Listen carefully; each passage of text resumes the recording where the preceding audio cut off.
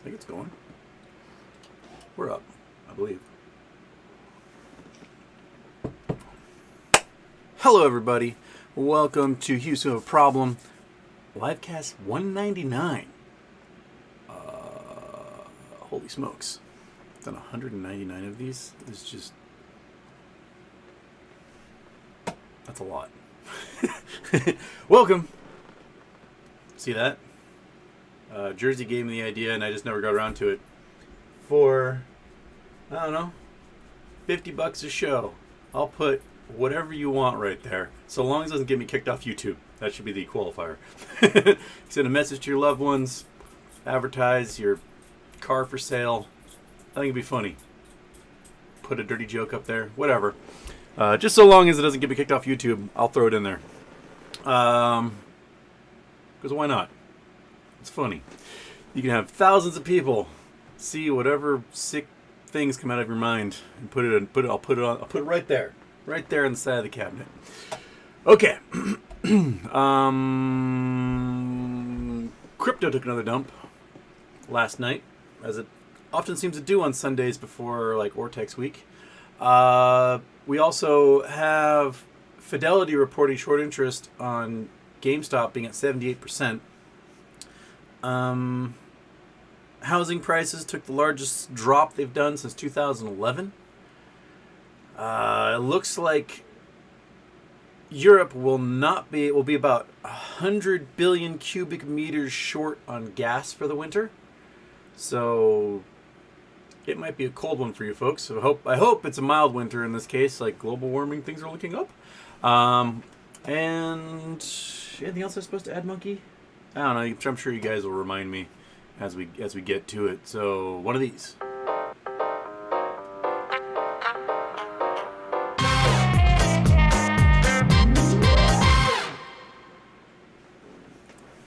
Off. Nighttime. Off.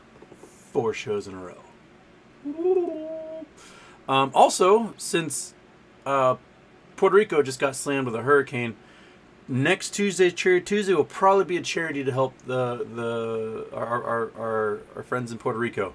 After Hurricane Maria in 2017, they've just got the shit into the stick, and they've not had their infrastructure rebuilt. Their power grid is absolutely awful. There's a lot of corruption involved in the contracting of that. The folks in Puerto Rico have no power, and there's flooding everywhere, and lots of damage. So hopefully we can find a charity to get them help they need. Clean water, electricity, food, all that stuff. So let's do next Charity Tuesday for the folks in Puerto Rico. All right. All right. Pankaj Kumar. Hi, Houston. Does APE have same potential as AMC to go to thousands, or APE might go to hundreds, and only then Adam Aaron sells more APE and APE squeeze is done? I'm trying to plan my exit strategy at APE. My guess is if APE gets into the decent double digits, Adam Aaron will probably sell APE shares. We can whip out the calculator and we can show you what that means. Turn on calculator. Calculator. Shabam. There we go. Okay, so he's authorized to sell 484 million this year, and then he's got another 4 billion in backup. So if he's got $5 billion to pay off, right? $5 billion to pay off, and there's 484 million of them. That means if it gets to $10 a share, if Ape gets to $10 a share, Adam Aaron can dump those 484 million and pay off all their debt and have $1.5 to $2 billion of cash in hand in the bank. So if it gets to $10, $20, $30 a share, I'm willing to bet Adam Aaron will probably sell. At least enough. I mean, if he gets to $30 a share, he only needs to sell 50 million of them or so. Gets to $40 a share, 100 million he needs to sell. But if it gets there, my guess is he'll probably sell. I'm hoping he waits until after November before he does any of that. Wait for these prime brokers to go, got to pay up, man. and we'll see. We'll see where it gets. But if it gets to hundreds of dollars a share, then he only has to sell like 4 million of them, and then done. 40 million. 40 million. I can't do math, even though I got a calculator in front of me. Okay. Michael Steegs, Houston, No Labs is delisted. Any info about this? Someone messaged me earlier. I did not see how or why. Or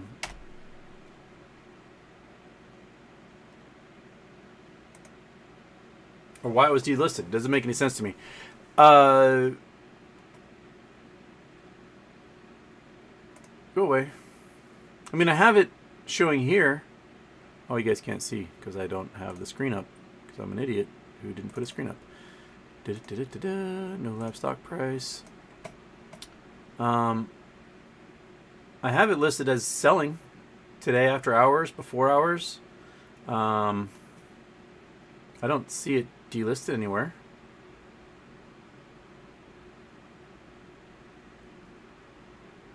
No. I mean, they're trying to sell 3.8 million shares. I think is what they're trying to sell at $2 a share. So they're actually selling below market for their IPO price. So it after hours getting to 218 is pretty interesting. But I don't think they're delisted. Someone else mentioned it to me, and I haven't seen any evidence of them being delisted yet. So I don't know. I think some brokers just aren't offering it, and I think that's what's happening, is that they just aren't appearing on some brokerages yet. Fried Tater in Hawaii, hello. Lost Waves, what's up with the Be Big meeting on the 22nd? There's a Be Big meeting on the 22nd?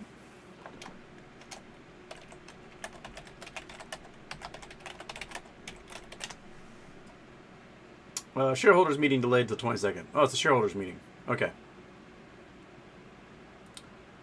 So it's shareholders meeting. That's it. I'm sure they'll give you lots of weird info. Hopefully they'll touch on the whole lawsuit with the insiders thing, is what's going on there, and who's involved and behind that. And maybe they'll talk about the launch of their social media. They have like something that's kind of analogous to TikTok, that they're really hoping the U.S. government goes, all right, TikTok, you and your weird Chinese ownership, that's it, you're out. And then Be Big can fill that void.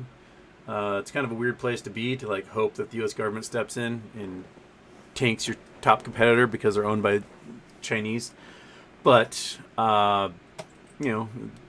TikTok keeps getting busted for like stealing user data and doing weird stuff that we're okay if Americans do it, but not if the Chinese do it. So, Mr. Lasuna, or Lasuna. Have you ever read Hyperion? Did you like it? Have any sci-fi novel recommendations? I mean, lots of sci-fi novel recommendations. I've not read Hyperion yet. I've not read that one.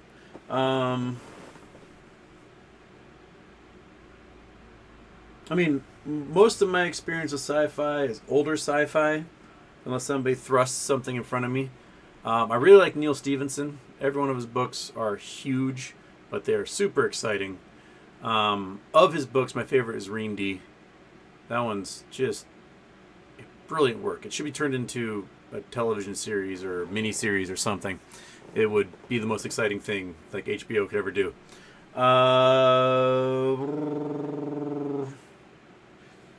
Who else would I throw in there? I like pre-1980s Robert Heinlein. In the 1980s, he gets a little lazy and just starts like making excuses to have three ways in his books. Oh, got some sirens going on outside. Oh, about to go past my house. Exciting. Who is it? Oh. Someone call an ambulance. Okay. What was I talking about? Sci-fi. Trying to look at, like, I've got some of my sci-fi here, some of my sci-fi in the other room. I know it's a kids series, but I thought it was absolutely brilliant. the tripod series. I may have talked about this one in the past. But if you got like a young kid out there, 5th to 7th grade, somewhere in there, these books are amazing.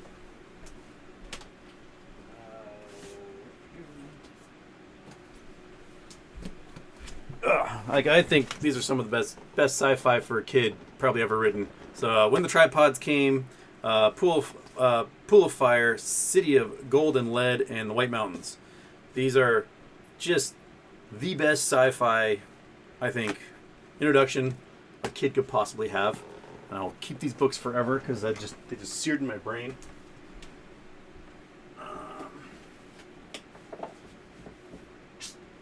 What else I got up here? This actually was a pretty good one. This was an airport buy. So when Robert Heinlein died, he left behind partially written manuscript and sort of an outline of the novel, and then Spider Robinson, who's a big time sci-fi writer, he basically wrote the book. So Variable Stars, the name of it. This is a pretty good book. I liked it for buying it at like a Hudson News of the airport. I don't know what else I got up here.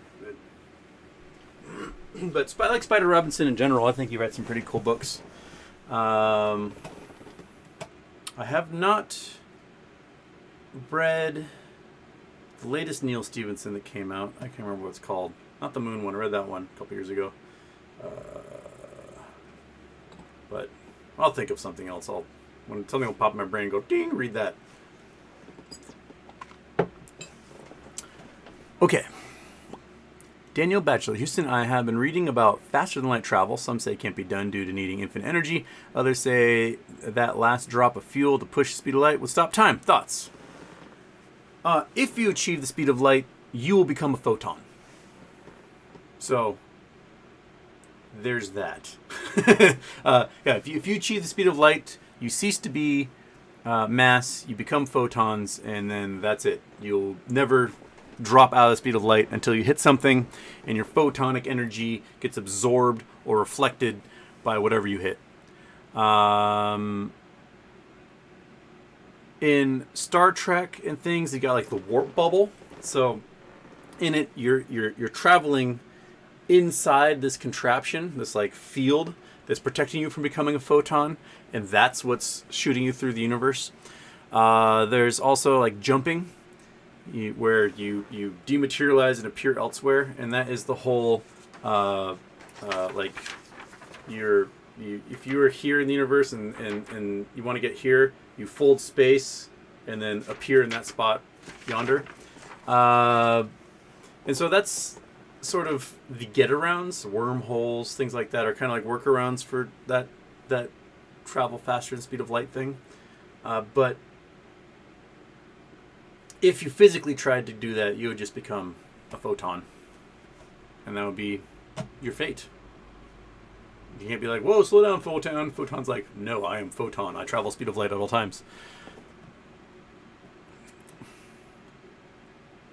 Nick M. How confident are you the market collapse MOAS begins?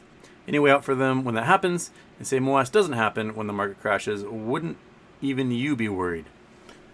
Yeah. I mean, if they have so many puts on the SPY that hedge funds are able to come out on top of this, well, there's also somebody on the other end of that put sale, right? And they're getting hosed. How are they going to hedge against that? So somewhere along the line, somebody's going to lose a lot when this whole thing crashes. I mean, think about it. You have energy markets going bonkers. You've got people's largest investments, which are their homes, dropping. What was it that Goldman Sachs said? That 39%, it could be the loss of home value, something like that.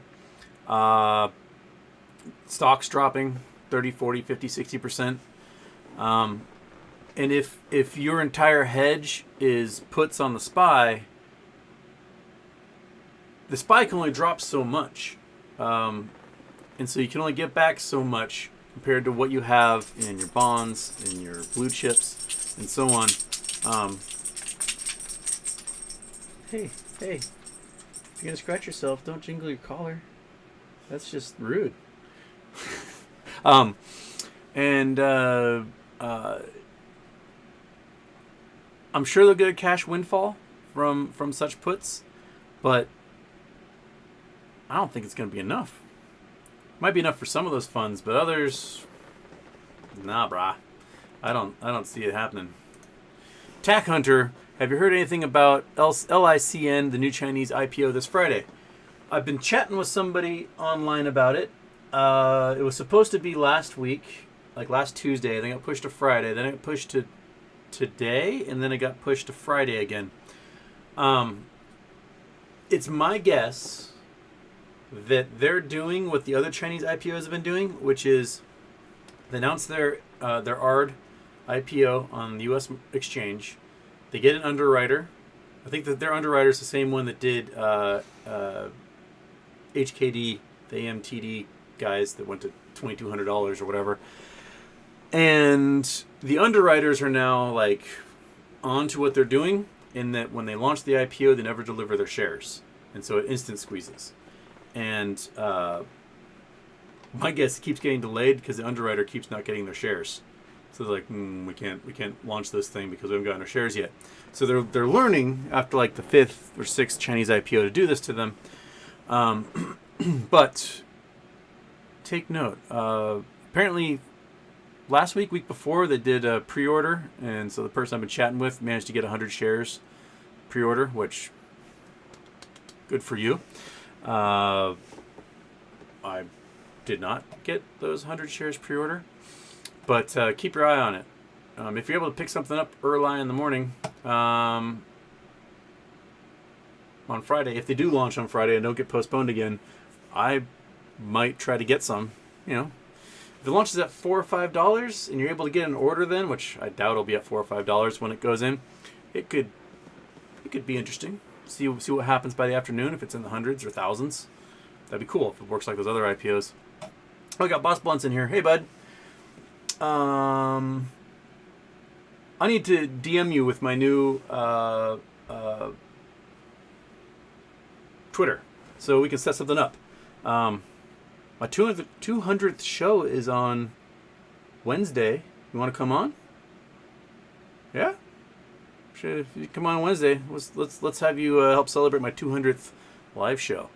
And yeah, send me a message on my new Twitter account, or I'll send you one, and we'll get it set up.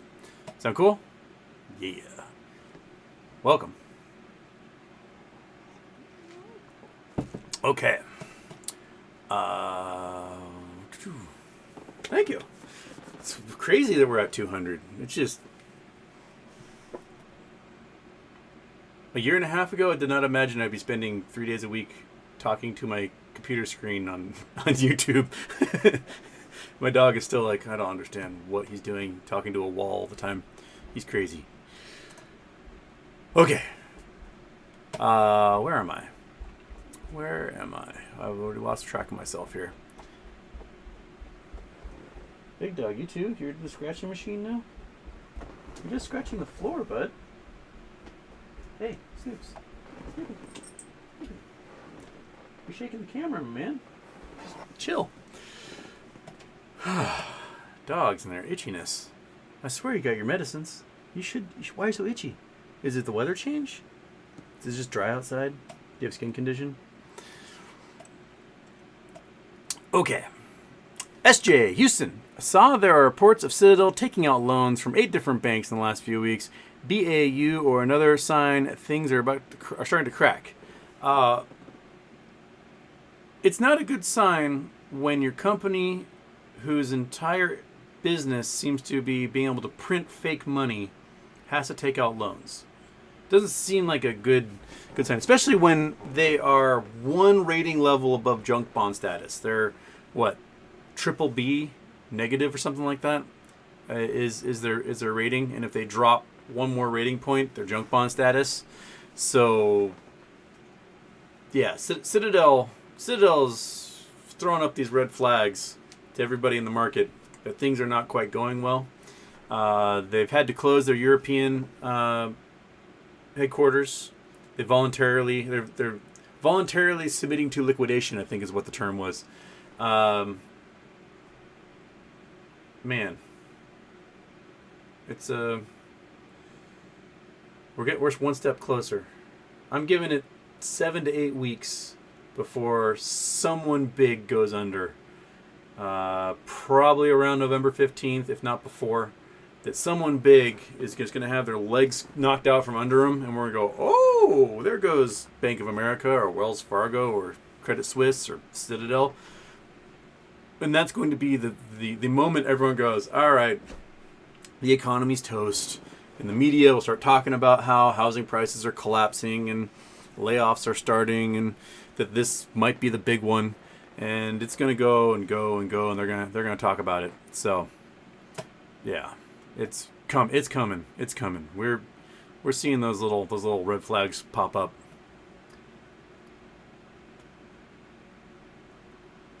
Sad Boy Incorporated, Houston. I've done some research into no labs. Most hedge funds won't invest if it's below 500 million in market cap.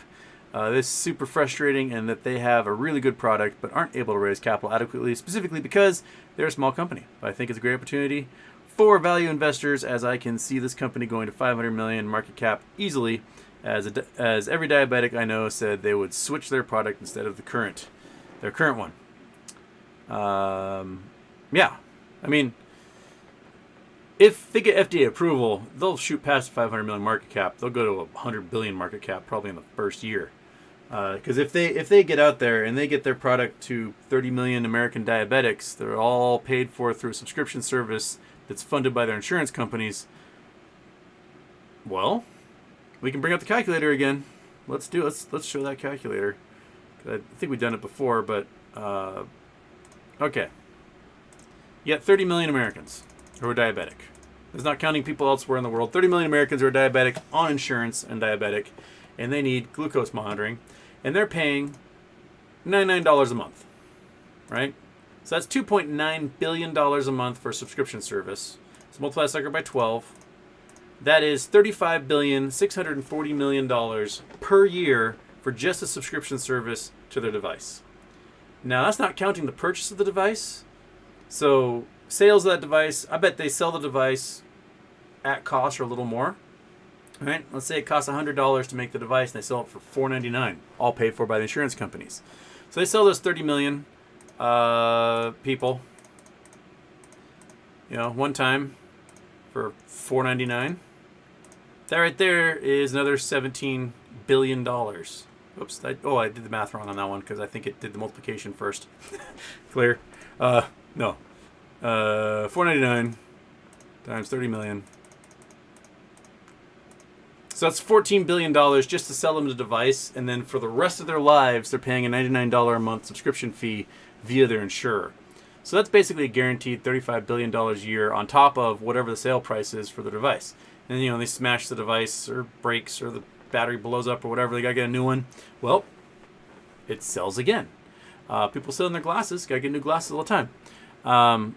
So if you're a $35 billion a year company and your product, like 75% of your product is just a subscription fee for being able to use the product on your wrist, well, you only need a team of maybe 4 or 5 programmers to make sure any updates are going. Your costs are really, really low. So let's say they're making, by year 2 or 3, they're just making straight $30 billion a year in profit.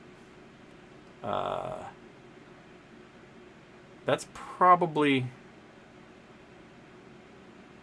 going to make a $100 billion market cap easily.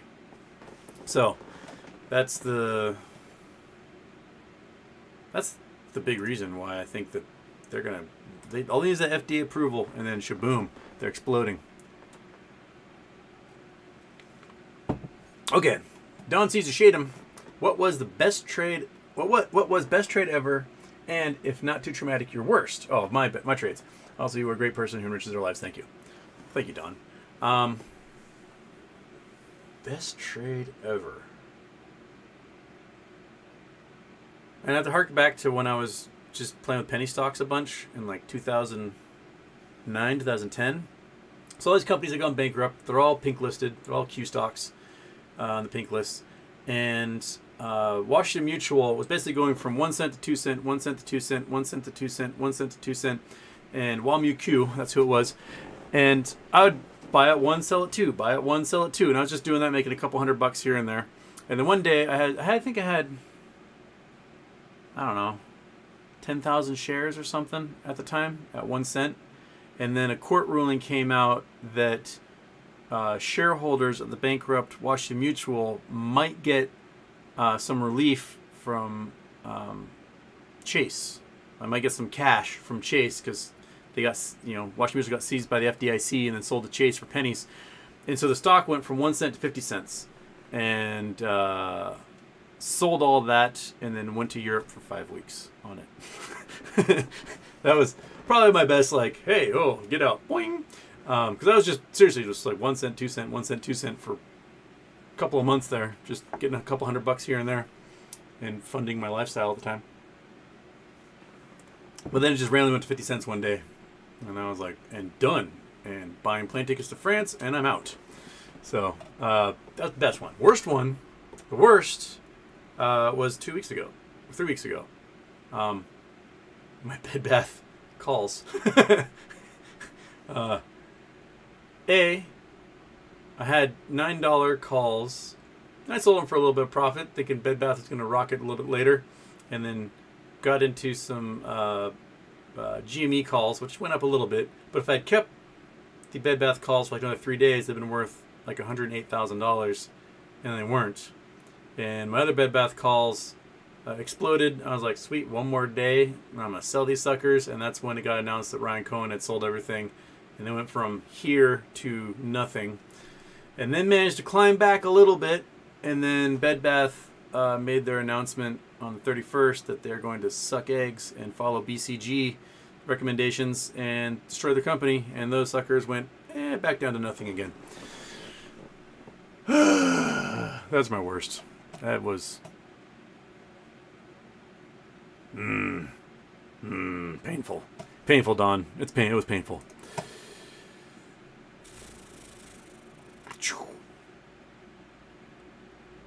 Pair turn. 4 of the 6 lowest volume days for GME have been this month. What the heck is happening?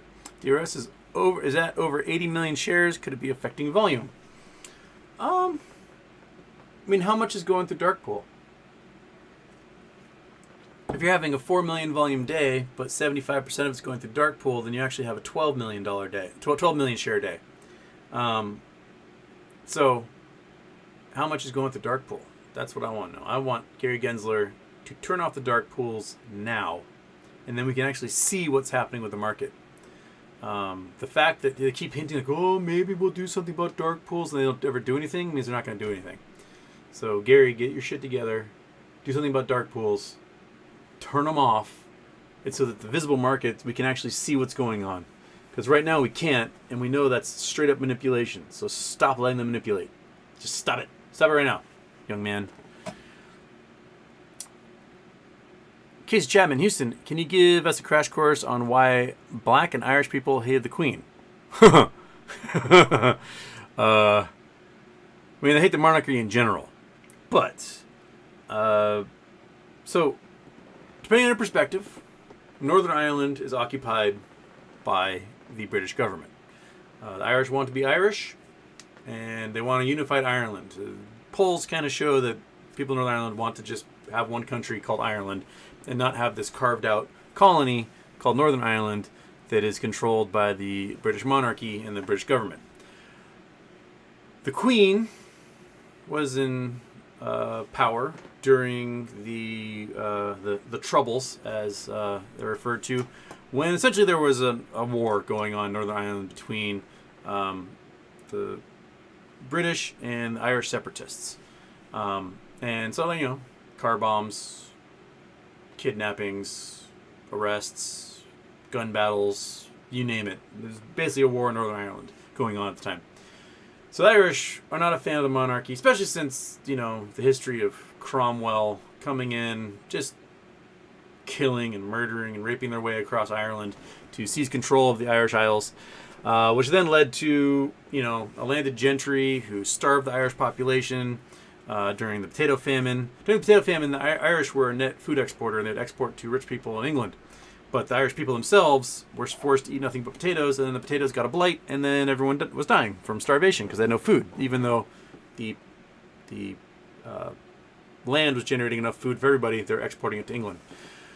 As far as black people not liking the Queen, there's lots of reasons. In Nigeria, there was a civil war that broke out, and the British government outfitted the Nigerian president who used that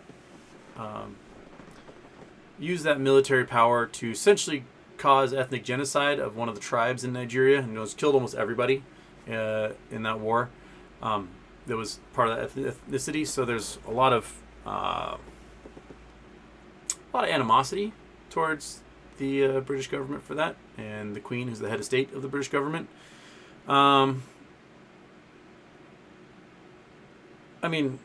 Monarchy is just weird to begin with. I try to imagine, what it would be like having, a queen or a king. It's just a weird idea in a modern society that just because someone was born, they automatically get to rule you forever. There's no meritocracy involved. It's just this person was the firstborn of that person, so therefore they get to lead the country now. It's a very weird system to have in a modern world. And there's 44 monarchies, emperors, sultans, kings, queens, principalities, so on, around the world. So it's pretty common to have this elsewhere, but it is kind of medieval and weird, and if I try to really think about it. There was a genealogist who was trying to find the closest descendant of George Washington. Because when we became a country, they're like, hey, George, you want to be our king? And George was like, I think we fought this whole war to get rid of a king, and we should probably have democracy, which is, one of the greatest parts of his legacy that he could have done outside of being a slave-owning piece of shit. But we could have had a king, George Washington, and then his sire, his child, kids he sired would become kings and queens. So they found this guy in Texas who was auto parts salesman or something, and he would have just a retired auto parts guy. He would have been king, and if they went through his lineage, there would have been one king named Spot and two kings named Bushrod. So I don't know. It's weird. It's weird. I like meritocracy. I like the idea of people becoming the best version of themselves, and us going, you know what? You're pretty good. You might be in charge. We're not quite there yet in America because we've got kind of an oligarchy, and rich people inherit a lot of money and power, just like kings and queens.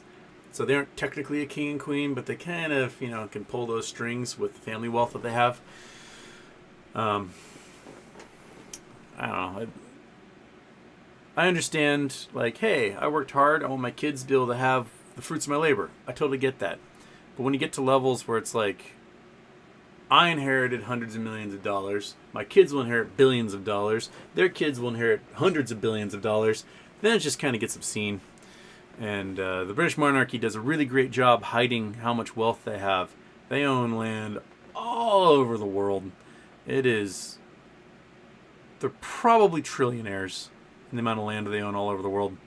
But they won't talk about that. They'll talk about the land holdings they have in England and stuff.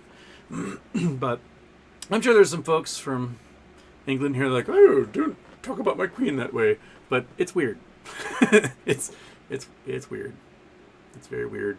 Kings, queens, just such a weird system that, the entire basis of it is rule through divine right. So God said, you shall rule. And they went, I am now king because God said so.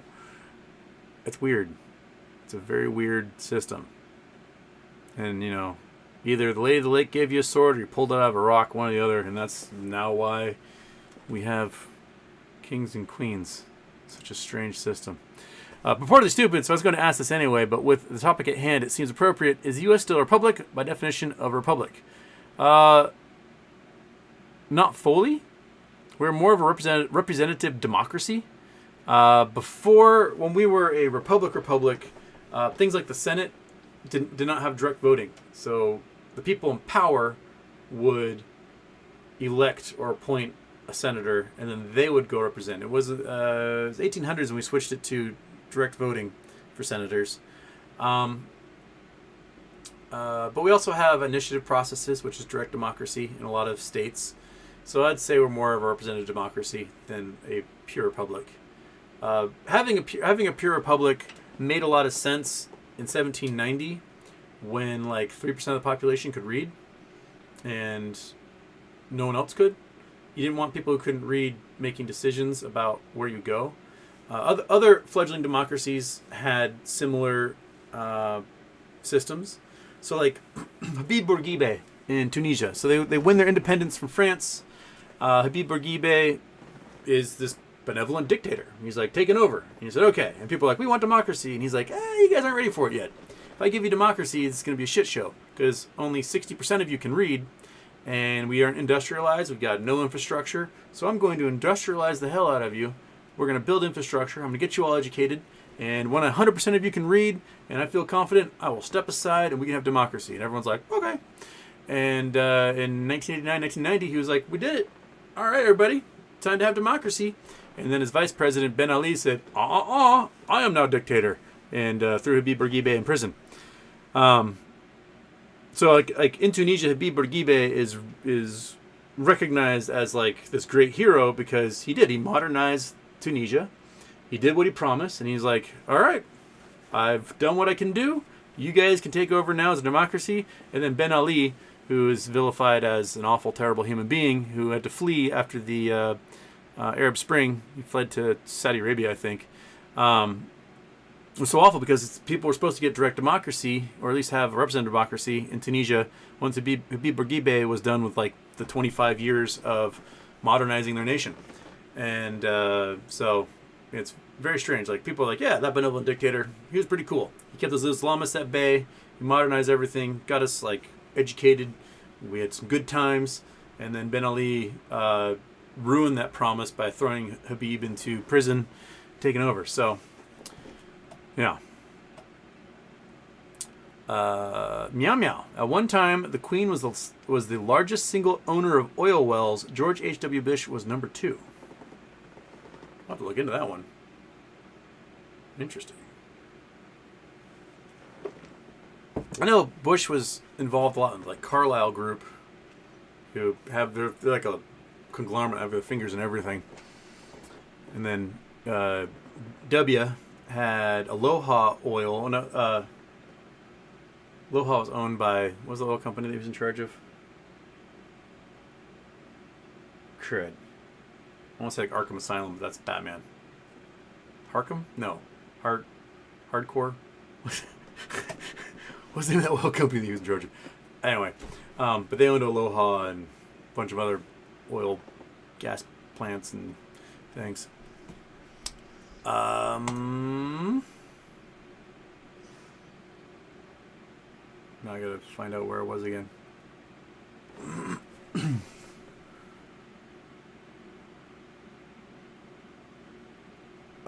Sad boy, Paratarian. It's a consequence of Ford split because it's a larger stock float for them and to work with since they never had to cover. Oh, it was a GME because GME's so short interested right now. Yeah. Chad Clifford, Houston, you were right the other day. My rapid test was wrong. Tested again 3 days later, and I'm full-blown COVID. Now everybody in my house is sick. So much for early warning devices. Yeah, those home tests are not doing very well with BA5. They may have to update them and figure out how to get people home tests. But, you know, on 60 Minutes, Biden said COVID's over, right? It's over. No more. Even though we have 300-plus deaths a day still happening from COVID. It's the third largest killer in America. It's over. Done. No possibility of another variant ever coming about. Ever. And doing damage. You just take off your mask and just spit in each other's eyeballs because it's over. So says Biden on 60 Minutes. I think it's gonna bite him in the ass. You don't say it's over, especially with an RNA virus that can evolve really quick and is as infective as measles. Something can pop up really easily that will evade all of our vaccines, and I wouldn't say it's over. I mean, people don't care about it anymore, but it's definitely not over.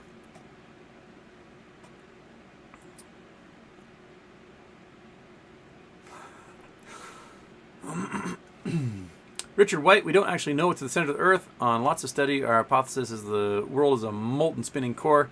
Debate between my 10-year-old son and I love being found out wrong. Well, we have an idea of what's in the molten core, and that is dense heavy metals. Because when the Earth was a goo ball, right, getting bombarded with comets and asteroids from all over the solar system, they're smacking in, just so much energy is being transferred, it's just a ball of molten goo. And as it's a ball of molten goo, the heavy stuff sinks to the center and the light stuff floats to the outside, which is why the crust is so much less dense than the rest of the planet. The crust is 3.5 grams per cubic centimeter, which is about the density of rock. But the core is like 15 plus grams per cubic centimeter, which is the density of a heavy metal. So you've got gold and iron and uranium and all these other heavy metals that are in there, making it so packed in and so dense. We also know it has to be molten because of our electrical field. That molten core has free electrons flying around, and as it spins, it creates a moving charge, which creates a magnetic field. Because whenever you have a moving charge, you have a magnetic field. Whenever you have a magnetic field, you have a moving charge. So they're parallel waves to each other. So that's and we can see from the iron meteorites that there are bodies out there that differentiated and got these big metal cores, and they got blown apart by a larger meteoric impact, and so their cores froze in outer space, and those are the metal asteroids we find today. So that's our best bet.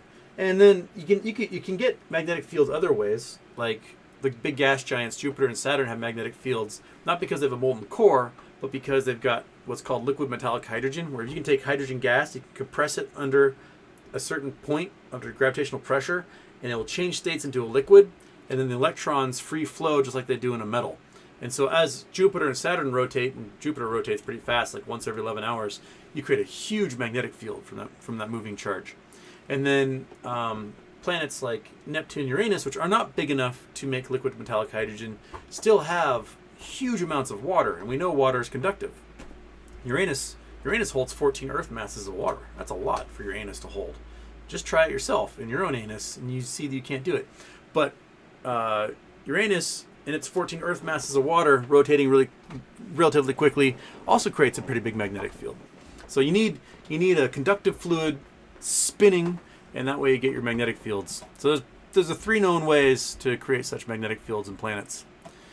Josh Pepels, Tennessee. Oh, Great Bear, bad news. HPD. Please tell us of the wonderful stories of woe that are come upon us. Also listen to Satellite to intercept a comet. Your thoughts? Satellite to intercept a comet.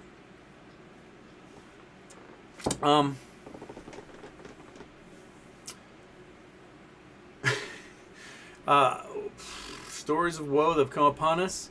Got protests in China over banks and Evergrande and other real estate developers. We've got protests happening in Austria and Hungary and France and Germany over energy costs. Hungary may run out of fuel.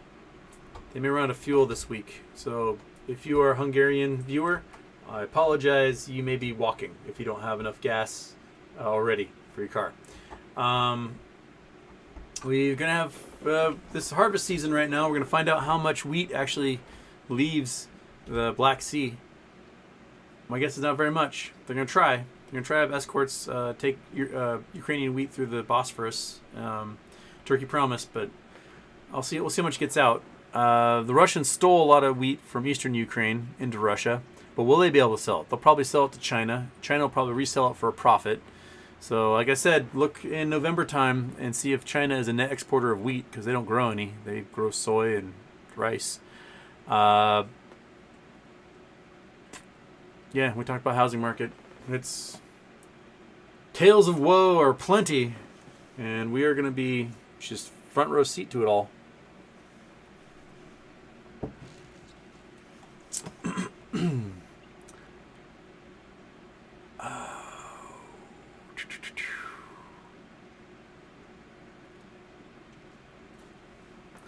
Dr. Spurgeon, the surgeon. On that note, if you dug a tunnel from Seattle to the other side of the world, where would you pop out? Where's the antipodal of Seattle?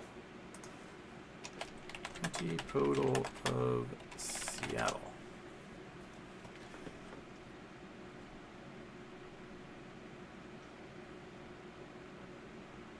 Antipode of Seattle is La Reunion, I believe, or close to it. Okay, here we go. Chrome. So Seattle's up here. The antipodal is down the Indian Ocean. So that, I believe, is La Reunion or Mauritius. Probably La Reunion since it's part of France. That's the closest city. And then it'd be somewhere in the ocean. I know Hawaii, the antipodal is Botswana. We talked about that in my class. So Hawaii is here. You dug through the earth straight, you'd end up in Botswana.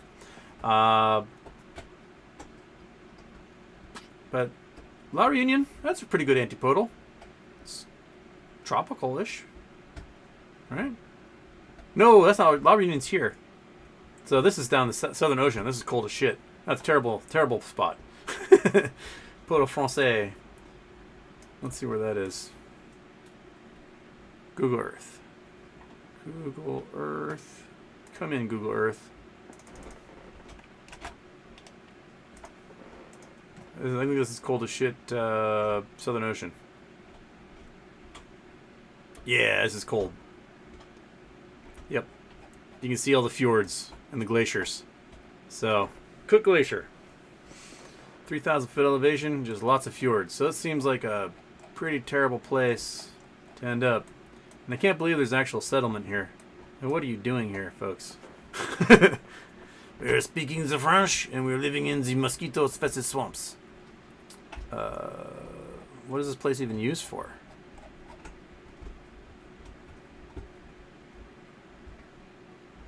Gulf de Morbihan? Man, like there's not navigable at all. Mount Ross, how tall are you? 3,000 feet also. You are quite removed from everybody out here. So I was thinking it was La Reunion up here, where it's tropical and nice. Nope, you're down here where it's cold and miserable and the wind never stops. And what is this place even used for? French Southern Antarctic Islands.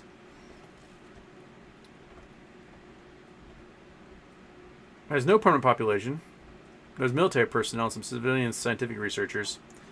And a lot of fishing that happens around there. So that little town is only temporarily occupied. So population in the winter, 206. Summer, 366. That's in all the islands there. I mean, it'd be a cool place to visit and then go, I did that.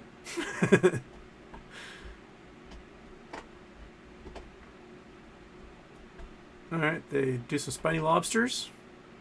French Navy shows up every once in a while. And that's what they do there. So the antipodal is not very exciting for Seattle at all. Nothing sexy there.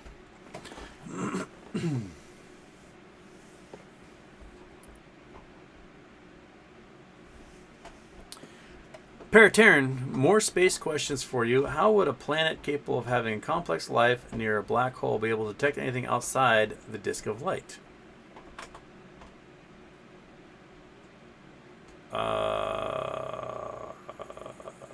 They wouldn't? I mean, you get some light bending around the black hole, you could detect that stuff, but it would be so distorted that you wouldn't be able to make head or hair of it. Head or tails? Not head nor tails. Hair nor head? I don't know how I'm going to mix my metaphors here. But yeah, that's... I mean, you'd be able to look the other direction, because everything would be pulling towards you as it blue shifted towards you. But trying to look through around the black hole, you wouldn't be able to see anything.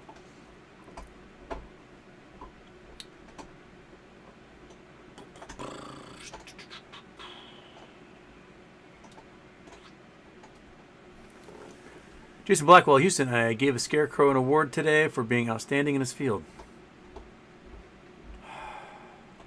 Oh, it's talk like a pirate day, so I might as well give you a pirate joke. What is a pirate's favorite letter? I'll wait for someone to answer that one on the right side of the chat. But what is a pirate's favorite letter? See if you guys are paying attention. God damn it, River Driver, not supposed to answer that. There you go, Gay Delcon says, R, no, it be the C. River Driver ruining my joke.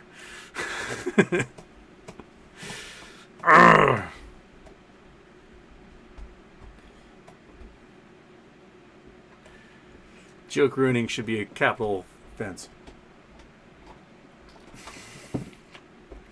Josh Pepels.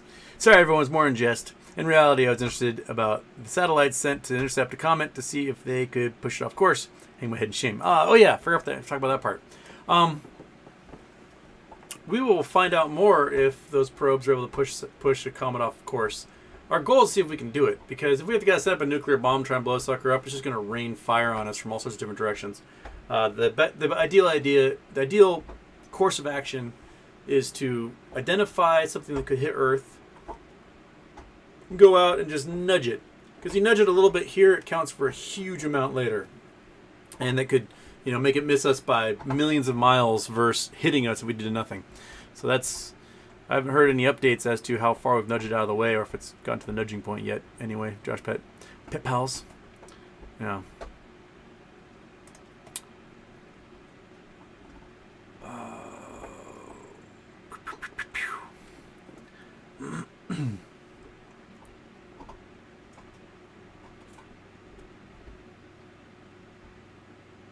Oh, sorry, OPEX, not Ortex. I put the wrong one in there. I apologize, just buddies. Yeah, OPEX. Duh.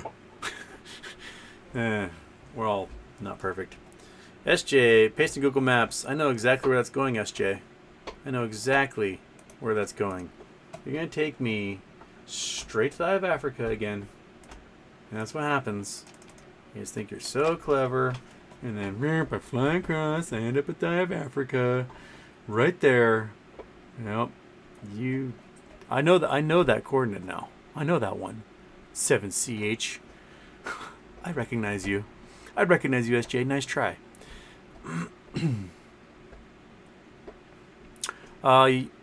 Yanni?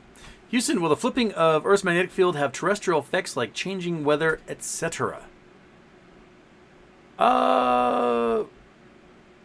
Well, the one way that weather could be changed is it's thought that when the poles flip, there might be a period of time where our magnetic field is weakened. And if that's the case, more energetic particles can make it to the Earth's atmosphere, which might have effect in energy that the atmosphere is having to hold. So we may get storms. We may get some pretty gnarly sunburns. That's one.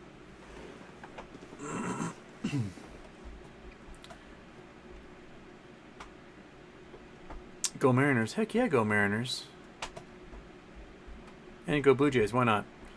But go Mariners. 21 years without a playoff berth is a long time. It's the longest in professional sports right now. So let's get that playoff berth.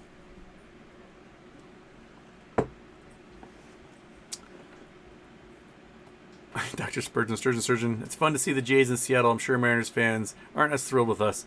Oh man, everybody from Vancouver empties out, comes down, takes over Seattle for like 3 days, and just bugs the shit out of us. Wearing their Blue Jay jerseys everywhere, going, woo, Canada! So, John. Fair turn. My heart says the DD is, I'll be able to sell for millions per share. My head and U.S. conditioned cynicism tell me expect the worst. How would you logically address this contradiction? Hedging. That's how you do it.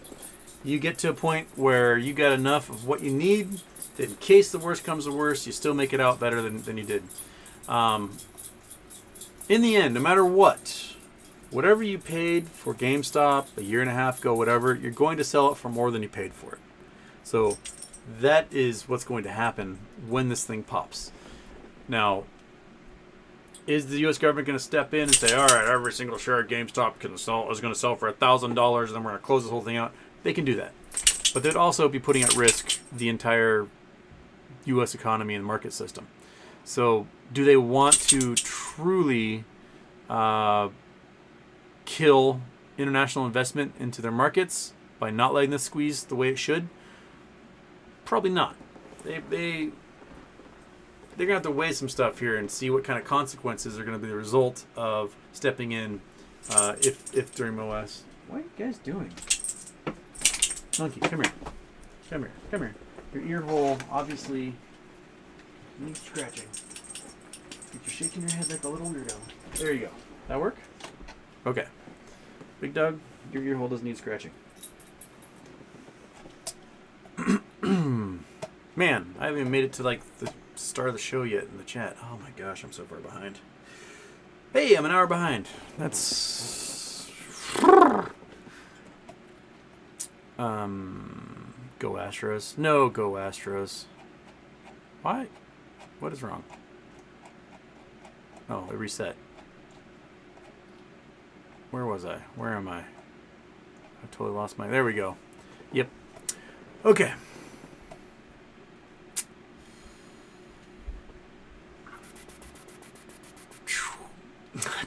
I've been to a bunch of Sounders games too, but they don't care because Whitecaps aren't a threat. They're pretty bad. Yeah.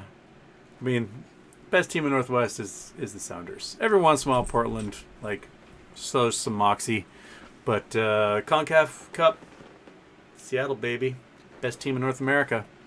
So there you go. Also, I mean, there aren't really other cities that can draw 70,000 people to a soccer game like Seattle can.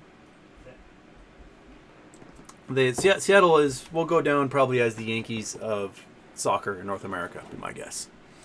Meow meow. Solution for global warming. Half of us move underground, the other half stay above. After we mutate, we come up occasionally to snack on the others. That is a solid plan. I see you've been reading the Jules Verne Cliff Notes. But, yeah. I say go for it. Do you want to be cattle or do you want to be predator? I mean, being a naive cattle that kind of wanders around having a great time on the surface is a pretty good way to go than being like a dark little troll person who has to like hunt down and eat the cute, adorable surface dwellers. Monkey, get up there. Get up there. Get to Western Images. Get up there. There you go. But I like it. I got Time Machine. If you haven't read Time Machine, read Time Machine. It's a very good book. Ahead of its time, really. Right, Big Dog? Yeah, it is. Yep. You know, Big Dog, 5 more days, buddy. 5 more days. That's it. 5 more days of your hair being everywhere. And then we can clean this house. Oh my gosh, it's going to be amazing. I can clean this house and pick up all of your hair and get it out of everything. So every time I open my mouth, I don't have Big Dog hair in it. Oh, it's going to be so great. It's going to be so great. Yes, you've murdered like 3 vacuum cleaners. So I can probably buy the vacuum cleaner that will last me the rest of my life now. Because we'll have no more freaking big... My yard, every day I go out and I brush this dog's hair off. It's September. It's going to be fall. And a whole other creature's worth of hair comes off of it. My yard looks like grass with polka dots of Big Dog hair everywhere. It's insane. It's insane how much hair comes off of you. It should not be physically possible. You should be preparing for winter months in the Pyrenees, but instead you're preparing for a hot summer again. I don't get it. Okay. BBR Journey, Moin Moin from Hamburg, Germany. Happy birthday. No questions today, just listening. Oh, listen away, my friend. You guys all come from space. Oh, maybe. I come from MySpace because I'm old. All right, Beach Bum's got coordinates. Here we go, actual coordinates. Boom. Beach bumming it. 6 degrees west, 50 north. We are somewhere in Great Britain, I believe, with coordinates like this. Whoop. Burp. Burp. Burp. Oh, west, not east. Oh. Oh, 110 west. I misread that. I thought it was 6 degrees west, 6 minutes. Okay, sorry.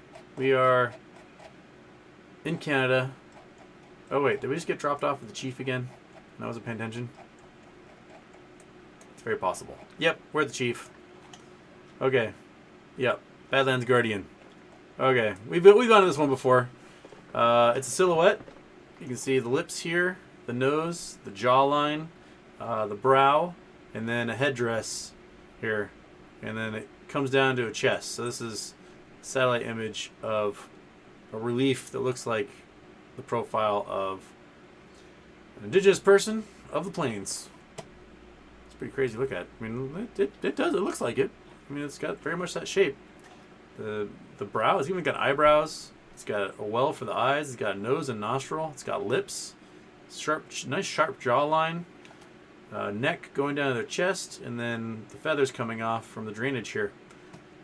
Looks pretty good. And it's facing north-south, so, you know, it's set up for us perfectly, right, big dog? Yeah. We've gone there before. We've gone there before.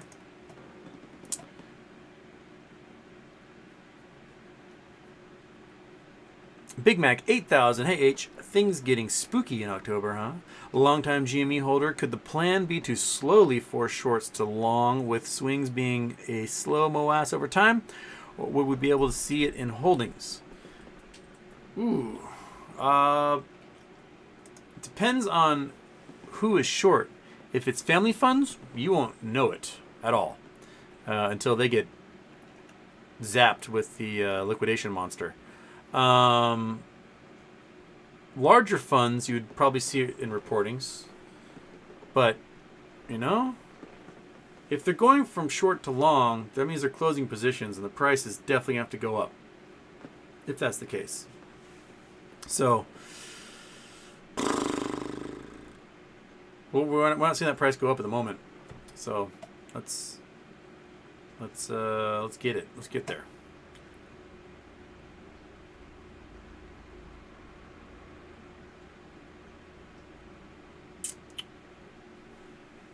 Well, BBR, you're coming in with thoughts here. Maybe thoughts on my thought that all planets in our system were a long time ago planets like Earth, even Mars, but the humans and everything we build and make is now dust. Possible. Mars has evidence that it had oceans. As long as the volcanoes were kicking out atmosphere, Mars could have an environment that could sustain organic life. The problem is that Mars does not have very much mass, so the core froze, which meant its magnetic field went away. And the minute the magnetic field went away, it doesn't have a large enough mass to really maintain its atmosphere. And so the energetic particles came in, zapped the particle to the atmosphere, which caused them to escape, and the atmosphere got thinner and thinner and thinner as the billions of years went on. Hi, big dog. Yes, you want attention at all times. I get it. So now Mars has a very thin atmosphere. But as long as the volcanoes were pumping out gas, the atmosphere could probably remain pretty thick on Mars, lending to a stable environment, especially if it's really high in CO2. It can stay warm. Venus, on the other hand, probably had too much CO2 from the get-go, and was probably just insanely hot and was never able to cool down. The Earth was mostly CO2, but we eventually had creatures develop that could convert that CO2 into oxygen and cool the planet off that way. Oh, you just like giving the big dog sniffs and kisses. What a weird little dog you are. Yeah. Houston, love you. But you are wrong too often for someone with your big brain. Can you think of how hedge funds and DTC will grow out of this? I mean, we're all wrong constantly. How the DTCC and hedge funds will wiggle out of this? By breaking the law. That's what they do. They break the law, and they break the law, and they break the law. And that's how they wriggle out of this. So, What we need is someone to make sure they're punished for breaking the law, and that those punishments are greater than the risks and reward. The reward for breaking the law. The risk should be huge. That the reward for breaking the law should not be better than the punishment for breaking the law. Like if you steal $1 billion, your punishment shouldn't be $100,000 fine, because then you just get to keep $999 million, and that's it. Like, oh darn, I guess I'll do that again, because the cost of doing business is just $100,000 to make $1 billion. So that's where the SEC and the DOJ really need to step up their game. Big Dog, what are you doing? What are you doing, you weird dog?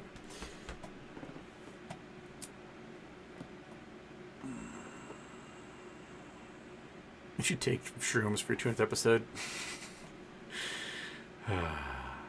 1, 2, 3, 4, 5, 6, 7, 8, 9, Jack. Houston, love your show. Has your selling strategy changed any since you last talked about it? No. Just ladder it. Work your way up. And when we get to the point where you think its volume is maxed out, sell the rest. Retire.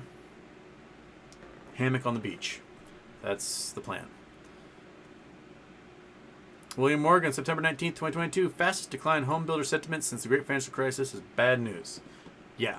9 straight months of home builder sentiment dropping. It is. It's going to be a bad one. There's not going to be new construction jobs. There's going to be lots of layoffs in construction. And, yeah.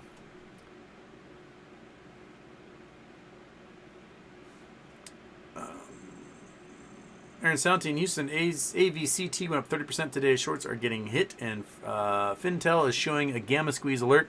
In addition, it looks like a buyout for $8 a share, so hopefully you bought in at 18 cents. I have a couple of calls because they were cheap, and we'll see where that goes. But, Big Dog, where's it going? Up, hopefully. The buyout $8 I thought was a rumor that no one could verify. Is that true, that there's going to be buy at $8? That'd be spectacular if it is, but I wasn't able to find a verification of that.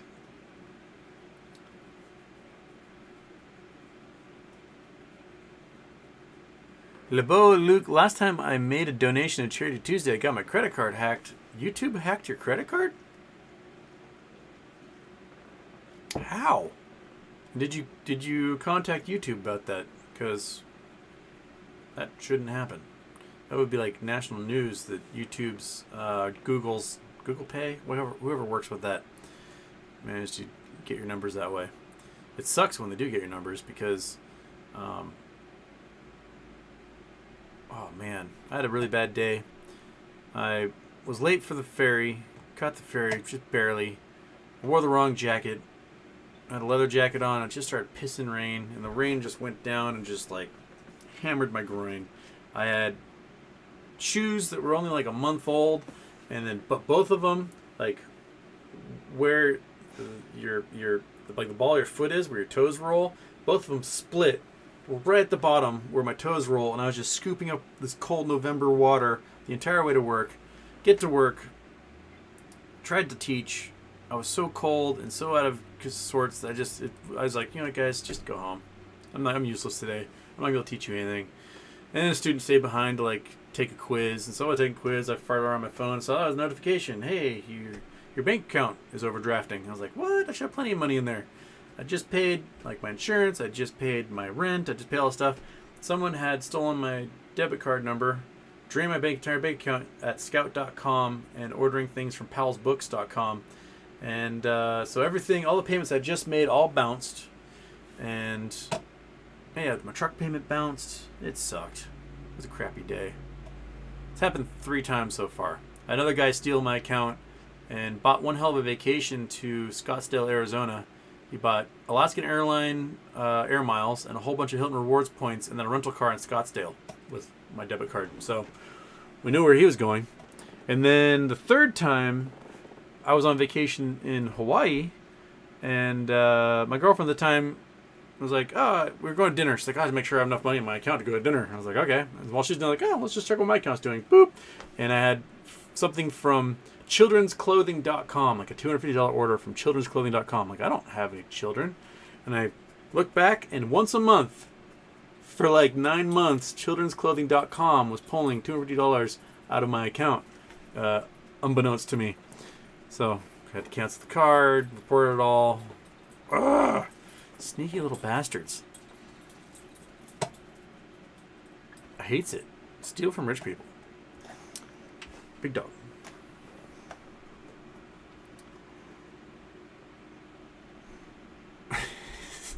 Andrew Stewart, if Moesh doesn't happen this week, I'm going to replace my ground coffee with compost. Shut up, Andrew. I want video.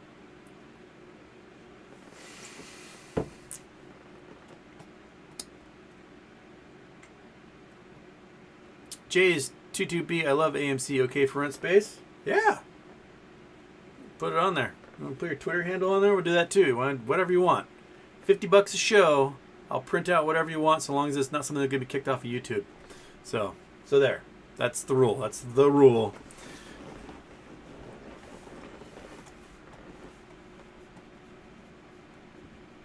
BOFH Gurk says the 78% short interest was an error due to calculating short interest based off the current short shares divided by the pre-split float size.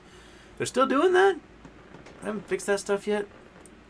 Sis54, Houston, what is a fusion reactor? Are they safer than nuclear reactors? Well, a regular nuclear reactor is a fission reactor. So you've got material, uranium, that is going through nuclear decay. So it's giving off particles, usually neutrons, coming off, and the uranium technically is getting lighter over time. That energetic activity creates heat. They use that heat to boil water, and that water then turns to steam and passes through turbines, and they generate energy that way. A fusion reactor works by not particles breaking apart, but particles combining. So you're taking like deuterium, which is heavy hydrogen, one proton, one neutron, and an electron, and you're combining it with an isotope of helium, helium-3, which is 2 protons and 1 neutron. So you got 3 particles, and you're smashing those 2 together to create higher order particles. And that releases a whole bunch of photonic energy, which again is really warm. And if you can trap it in a magnetic field, you can convert it to electricity, or you can use it the same way and boil water, turn turbines, so on. Now, the problem with traditional nuclear fission reaction is that you are left with radioactive material that's decaying and is poisonous and whatnot. And you can have meltdowns because you have too many neutrons firing off, can hammer other bits of uranium, which will cause more neutrons to fly off, and the thing overheats and then it melts down and you've got a Chernobyl. Or 3 Mile Island or Fukushima or whatever. Whereas a fusion reactor, you have deuterium, which doesn't really affect us one way or the other, helium-3, which doesn't affect us one way or the other, smashing together to create another particle which is not radioactive and won't affect us and doesn't create any greenhouse gases and so on. But the danger is if you don't contain that collision inside of a really powerful magnetic field, it can make for large explosions. Fusion bombs are huge, right, big dog? Hydrogen bombs make for huge explosions, much bigger than you. You would not survive a hydrogen bomb. You would not. You would try, but I guarantee you get vaporized, no matter how much of a big dog you are. So you have to be able to contain the energy that comes off of a fusion reactor. But the outcome of it is nothing radioactive, nothing greenhouse gas-wise, no pollutants. So that's the benefit. Bitcoin. Today, SEC gives approval to nullify certain retail trades. MEMX Rule 11.15. Really? MEMX Rule. Oops. Trying to highlight you. MEMX Rule 11.5. I did not see that pop up in my news feed.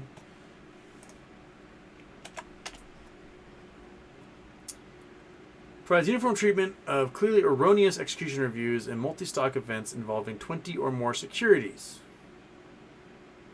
Okay. What does that even mean? Turn off Google Earth. Reduces the ability of the exchange to deviate from objective standards set forth in the rule. So MEMX is a self-regulatory. Okay. The rule further provides series of transactions of particular security, one or more trading days, may be viewed as one event if all such transactions were affected based on the same fundamentally incorrect, grossly misinterpreted issuance information, resulting in severe valuation error for all such transactions. Okay, can you define what those valuation errors would be? In the event of any disruption or malfunction of the operation or of the electronic communications and trading facilities of the exchange and other SRO, or responsible single plan processor in connection with the transmittal or receipt of trading halt, an officer, exchange, or senior level employee designee acting on his or her own motion shall nullify any transaction that occurs after a trading halt has been declared by the primary listing market for security, and before such a trading halt has officially entered according to the primary listing market. So this sounds like nullifying before it goes to clearing. In multi-stock events, 20 more securities. So when they're like doing bulk swaps or something, they can do nullification. Or if they're doing like a 20-player trade. I'll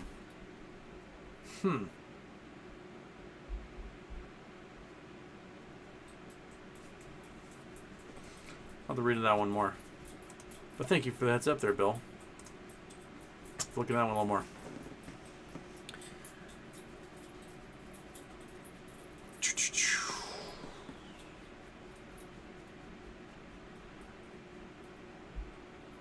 Aaron Salentine, Microsoft is one of the buying biters that want to buy out AVCT. Okay. Getting $18 or $8 out of that sounds pretty good. Sounds like calls will print. That's what it sounds like. All right. You got calls for $1. You're getting for what, $5-6 for 100 shares, and those suckers jumped 8. So you're probably going to go up 10,000%. That's not so bad. Maybe more. I like them odds. I like that a lot. So it's 500% per dollar, more or less.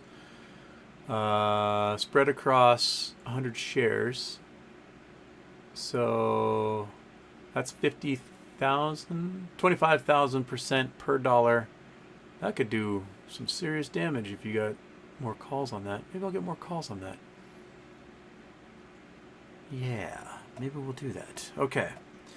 Payday is tomorrow. So maybe I can get some more calls in the morning.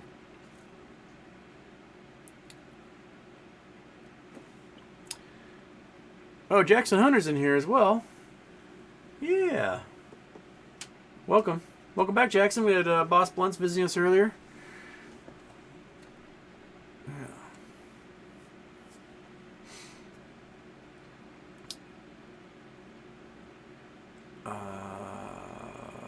Where was I? Oh, the Microsoft question. Okay. Do you have any thoughts about GT2 as we're talking on the internet that the stock will squeeze? I know nothing about GT2, I'm sorry, or GTII. I don't know anything, Anna? 1A, Anna? I'll have to look them up as well. GT2.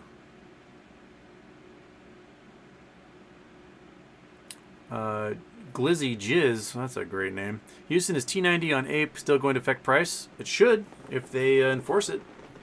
I mean, if you owe a couple 100 million APE shares to your lenders and you haven't done that yet, they're obligated to go liquidate. So yeah.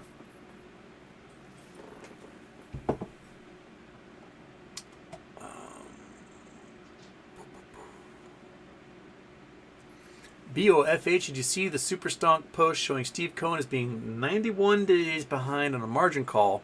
Things might get a bit interesting soon if this is true, but I'm assuming fake until proven otherwise.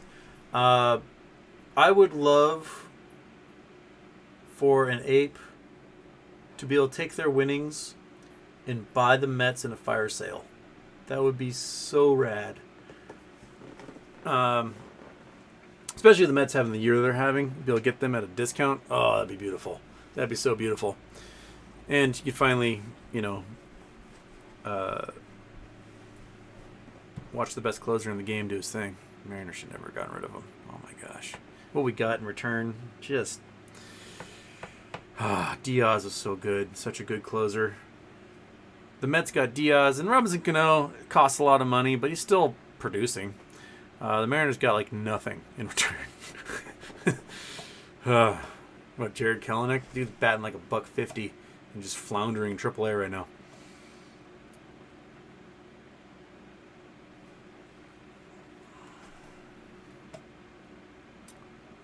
Tell us more about this space for rent.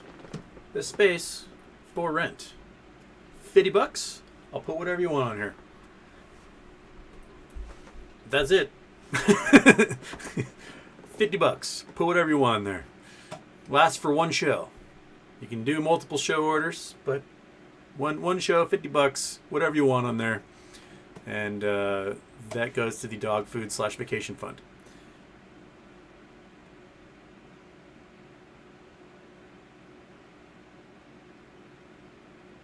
Okay.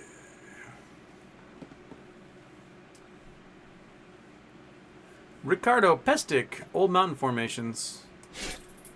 This is somewhere tropic. Where are we going? Where are we going, Ricardo? Google Earth. Bam. Shabam. Shaboom. Turn off the Chrome. Going to the Caribbean? Going to South America. That is Old Mountain Formation. We're in Brazil. That is, looks like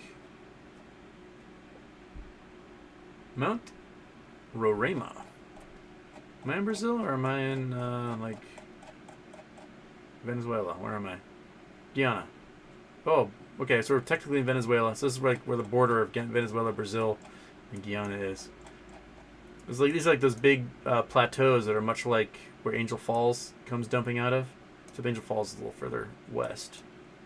So it's 7,000 feet there, 4,900 in the valley below. That's pretty cool looking. Look at this sucker. So this is a panoramic view of these plateaus. Gorgeous. Yep, there's South America. There we go. Look at that. That's beautiful.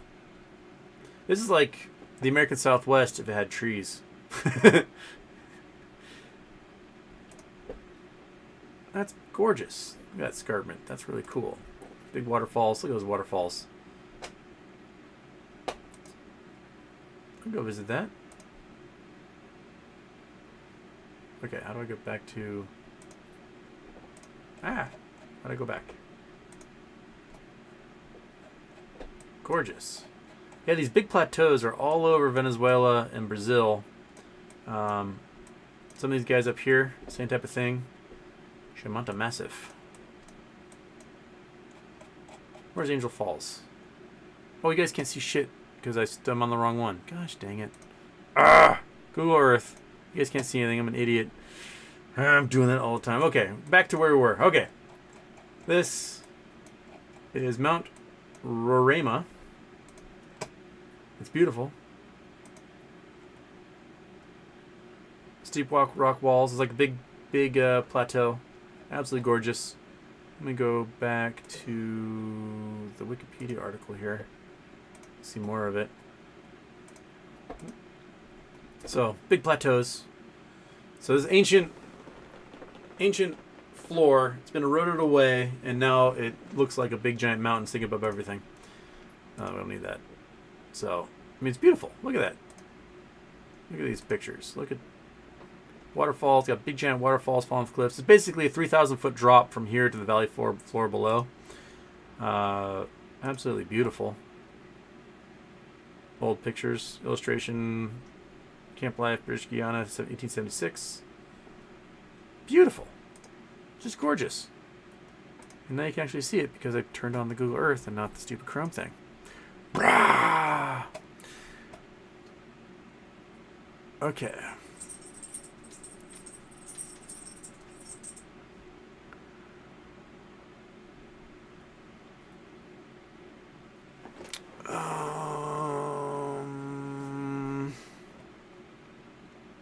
Andrew Stewart gave me coordinates. Okay. Andrew Stewart sent such beautiful shirts that I have to obey the coordinates.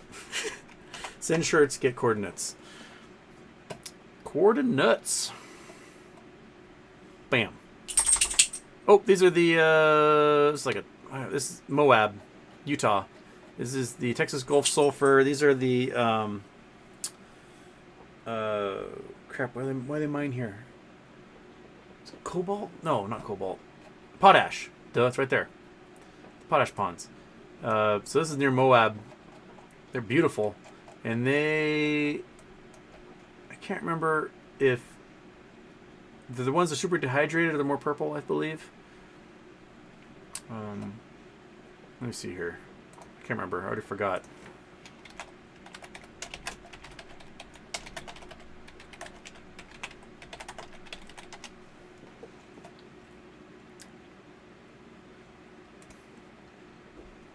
Okay, now turn off the Google Earth. Turn on the Chrome. There we go. All right. Settling ponds, Texas Gulf Sulfur Company. That's the only one you got for me? Got more. Give me more. Give me more. Give me more. Give me one they're colorful. Not a whole bunch of brown, dusty person on Flickr. You are just not. These are all old, crusty pictures. Give me the fancy.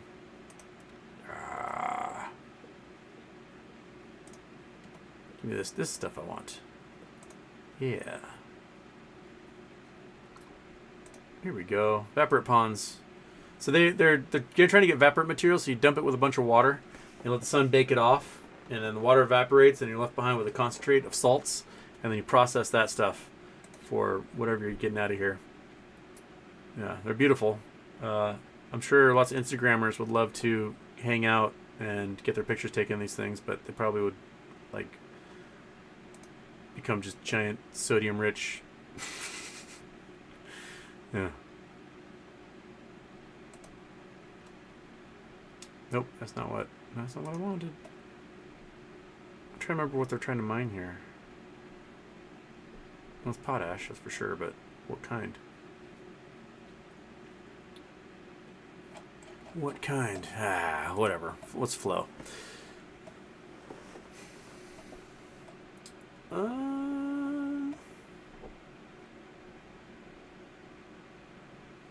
White Wolf, 1989, someone bought 100,000 $90 VIX calls. They're probably going to get some payoff from those suckers, man. So to go up to 90, 100,000 of those.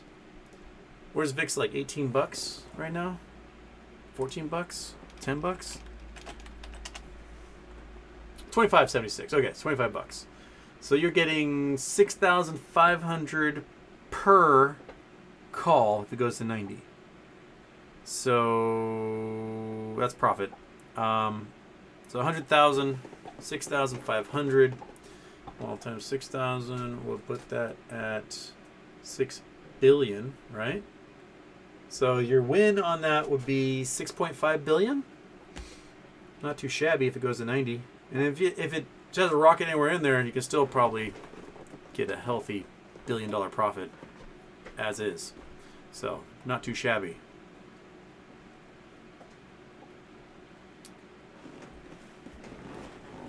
Julianne, something tells me, especially with the Netflix GameStop documentary, that they are going to use retail investors as a scapegoat.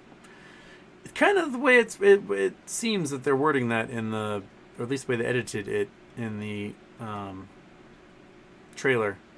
I got interviewed for that documentary. They contacted me. I did a whole Zoom interview for like an hour. Like, cool, this is awesome. Our producer's going to contact you. We're going to set up like an official interview for the show. I was like, all right, cool. And then nothing. Nothing at all.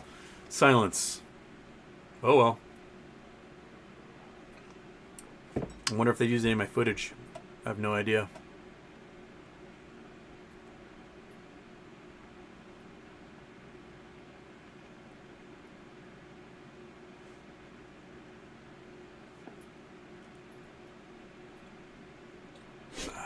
Squamps. I work for the post office, and they might move my location to another city. Mail carriers will have to drive to another city, sort their mail, and then drive back to another city to deliver. That is lame. Every postal code in America should have their own post office. Every single one. You should not have to have other facilities. Postal Service is not a for-profit organization, and the Republicans need to stop making it run like one. It is a service of the U.S. government. It's not meant for profit. It's meant to provide a service to you to make everyone else's life better.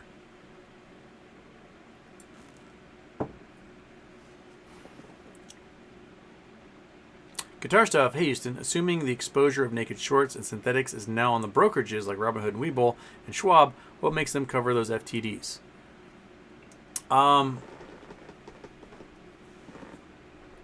If swaps can't happen, that's what makes them cover those FTDs. Because the FTD due date is at T35. I guess the T35, they're supposed to liquidate the offender, use that money to actually close the position and get people those shares. But because of swaps, they're allowed to trade that debt obligation, and it resets that 35-day clock. And it's just been passed around to all sorts of funds and institutions and weird holding companies and offshore accounts. Who knows who actually has the obligation now? I think that with the ISDA's new collateral rule for those who do $8 billion a year in derivatives trades, that may slow down who they can trade with. It may stick some of these smaller entities with really bad debt that comes due, and they're not able to trade it away because they don't have the cash or collateral available to meet margin requirement to do that. So I think the next round of T35s, we may start to see some cracks in that wall as a result.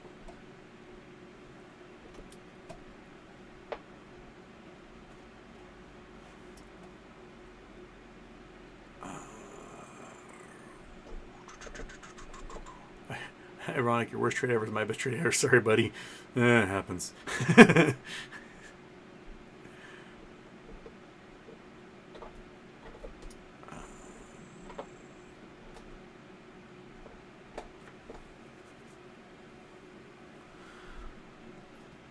Citizen 54, what's the scariest thing in space that we know of? Probably supernovas. I mean, they're gorgeous and they're beautiful, and they're the entire reason why we've got star formation, because they're pressure waves. But if a supernova happened within 100 light years of us, it would probably sanitize the surface of the Earth, and none of us would exist. Just underground creatures would be like the only thing surviving. The neutron flux alone would just slice through everyone's DNA, strip us of a magnetic field for like a month, and double the output of the sun in the sky. That is the gnarliest thing. There's probably been extinction level events that have happened in the Earth's history because we were too close to a supernova sometime in our past. If it's within 30 light years, the surface of the Earth would get so hot it would just cook everyone. Supernovas are no joke. So a star like our sun, one solar mass, it's a pretty big star, right? It's having nuclear fusion happen at the rate of an atomic bomb every second for the last 4.5 billion years, and will do so for the next 4.5 to 5 billion years. That has enough energy to keep us alive and our planet, this like wonderful, state that we're in, for that entire time. Now, imagine a star that's bigger than our sun. It's like 8 to 50 times bigger than our sun, right? So it's doing tens of thousands of nuclear bomb explosions every second, just pumping out just so much radiation out in the universe, and all of a sudden its core collapses and it turns into a supernova. The whole star goes shoom, boom, and explodes a supernova. Now, a star like that will fuse 10% of its entire mass in a single instant. Now, if you have a star that's 50 times the size of our sun, 10% of its mass is 5 times the size of our sun. So it will fuse 5 times our sun's entire mass, something that's been burning for 4.5 billion years and is not even close to running out of fuel. It will fuse all of that fuel in an instant.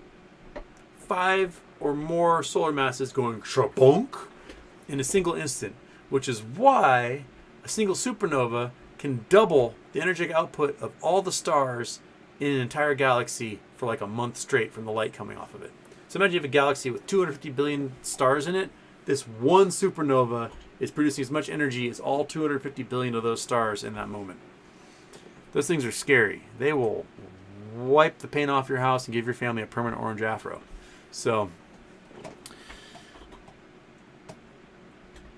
I think I butchered that line. Suck the paint off your house, give your family parent orange afro. A second Spies Like Us reference in 2 shows.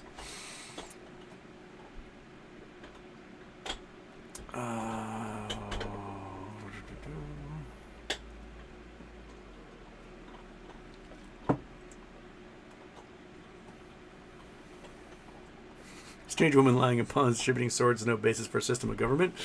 Yes.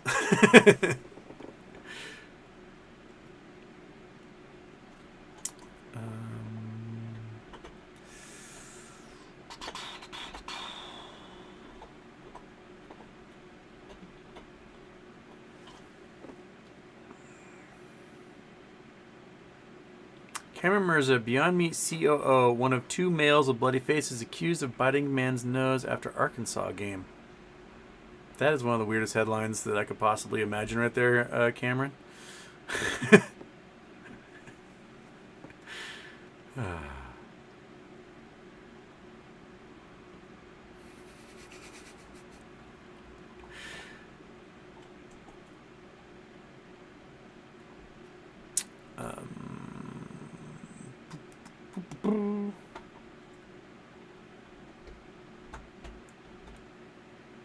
Okay, alright. Sorry, scrolling through here, trying to...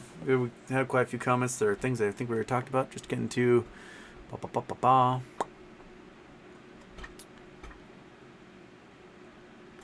Mr. Lasuna with Biden saying it's over, echoes of Bush and mission accomplished. I'm afraid, yeah, like, don't make those definitives with something that's definitely actively ongoing. It's, yeah.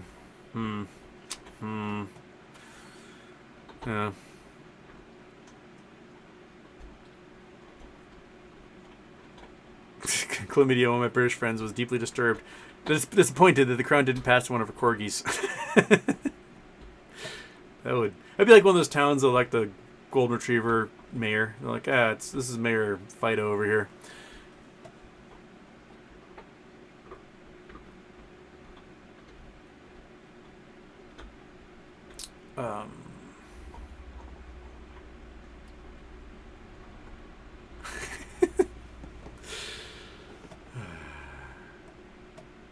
Chlamydia, as long as I don't see someone called antibiotics, I feel pretty safe here. Chlamydia is a beautiful name for a horrible disease.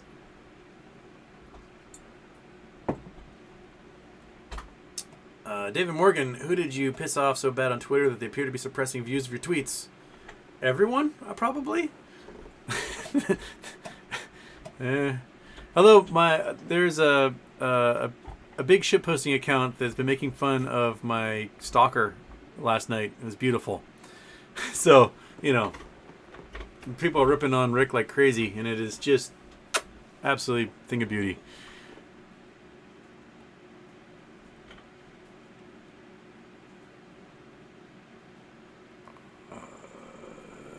All right. Hey, I'm only 40 minutes now behind the chat. We're catching up.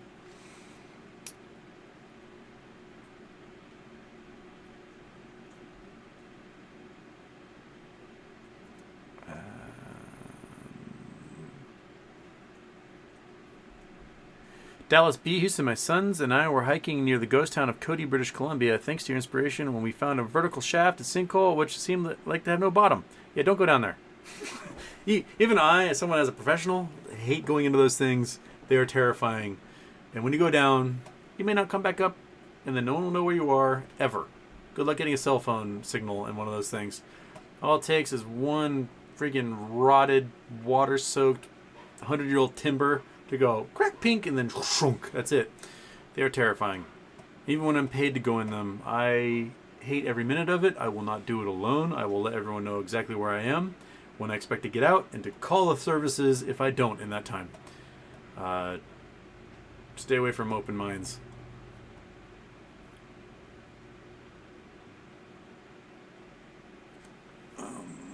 Crap, it just reset again.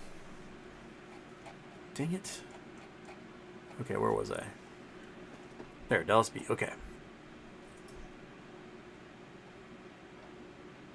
Dallas B. So we grabbed an old piece of railroad track. Me on one end, son on the other. Threw it in, threw it down. Still nothing. So out of nowhere, a goat came running full speed, faster than I've ever seen. Goat run and just ran straight down the hole. What?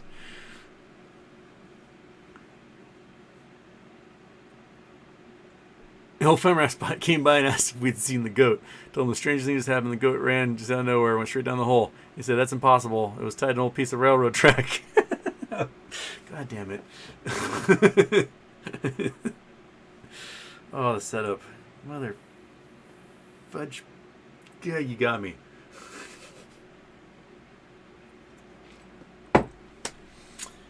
You got me. Ladies and gentlemen, we got him. In Curlew, Washington. I'll bring up Curlew here on the yield map. Let's leave Moab. And we will go to Curlew, which is up here in eastern Washington. Where are you, Curlew? Somewhere up here, I believe. North Point, Orient, Barstow, Boyd's, Onion Creek. Gosh, damn, I have to search for Curlew because I can't. Curlew, Washington. Oops, nope, not Curlew Lake. Curlew, Washington. Oh, that was 1 mountain range over. Okay, so here in Curlew, let's see if we can find. What was that place called? Light Bearer Ministries? Is it? Nope, that's Minnesota. Crap. Light Bearer.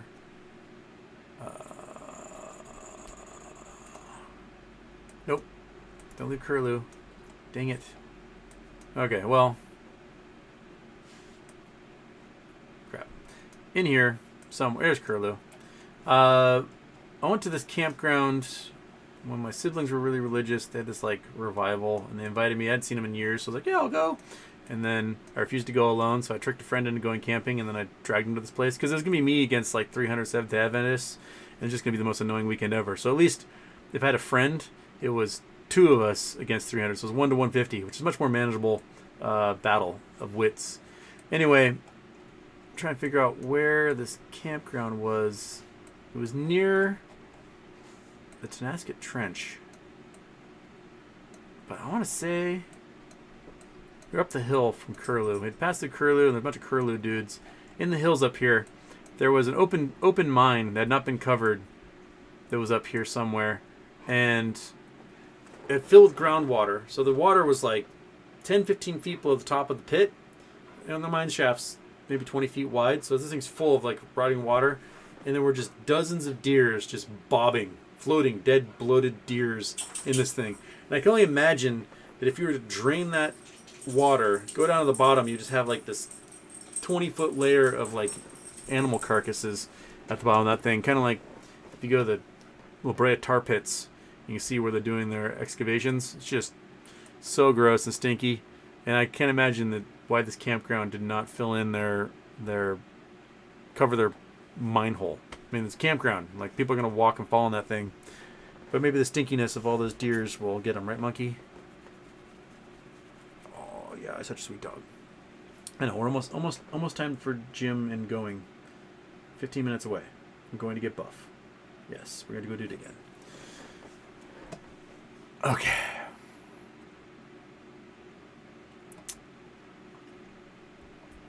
Dana Young, what the hell's happening in 5 days? September 24th?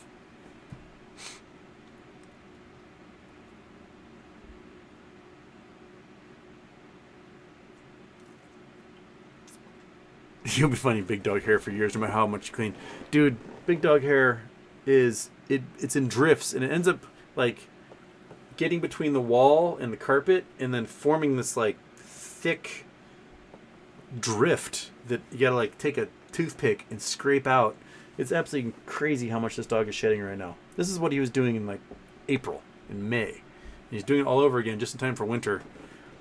Getting rid of the summer coat and getting the winter coat in, I don't know. It is absolutely insane. He's like, I take that brush and I just do one scrape on his back and I've got a baseball of hair. and I can do that over and over and over, and it never ends. It just doesn't. He grows another baseball of hair, and the time it takes my hand to like go back up to his back and give him a brush.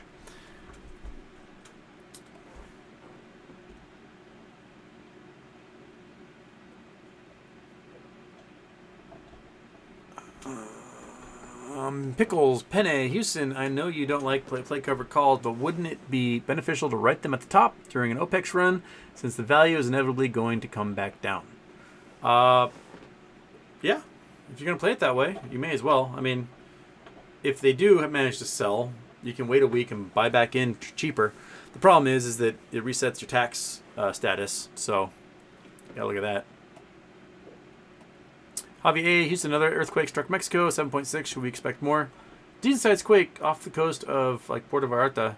I was waiting to see. I've got some friends that live in Sayulita, really nice beach town near there. Waiting to see if any of them responded. Friends in La Manzanilla doing well. A lot of wiggle and rolling, but no big damage. So. Haven't heard about Puerto Vallarta itself. There's big damage. There's a video from like hotel rooms and stuff of the rolling. Looked exciting.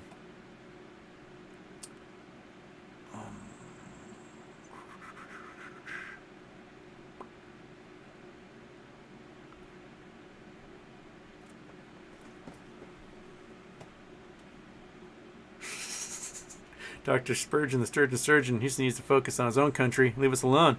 We like our monarchy. No logic behind it, and we don't really care for logic. Thank you very much. Aren't you Canadian? I guess the Queen is your head of state.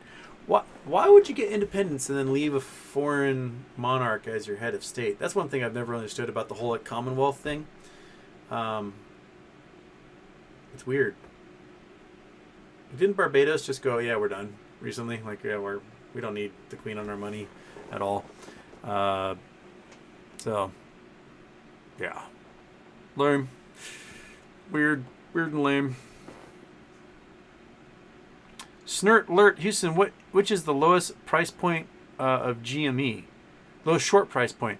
Last month, there was someone revealed this DD, I don't remember where it came from, that showed anytime GameStop is over $16 a share, shorts are losing money. Anytime AMC is over $23 a share, they're losing money. So right now, the combine of APE and AMC isn't over that $23 a share point. But I'm sure the combination of that will be over it soon.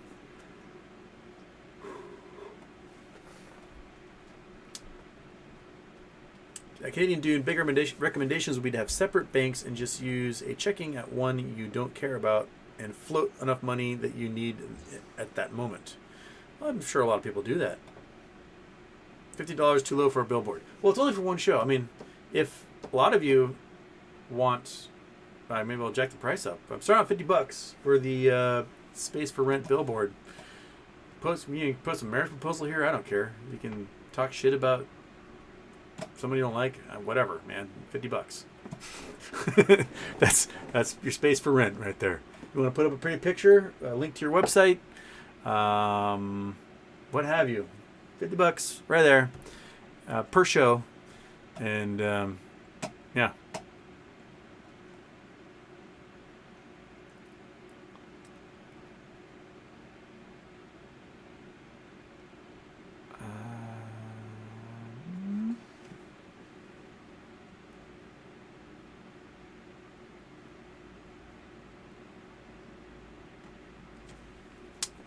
Carlos R. Hola, Wade. I have a 401k and a tax savings, TSP's tax savings plan. What are those things, Car? Account from the post office. What can I do to save my money? Thank you from Jersey. If you have 401k right now, and then if you're depends on what your 401k is in. Like, I would have probably dumped it all last winter. And put into something to hedge for the market collapsing. You know, if you're looking for steady growth, probably gold mutual funds or ETFs, something like that. Just put it in there. Something with annuities that you can get stuff off of. Because if you have it in tech stocks, blue chips, whatever, I fully expect the bottom to fall out of all of that in the near future.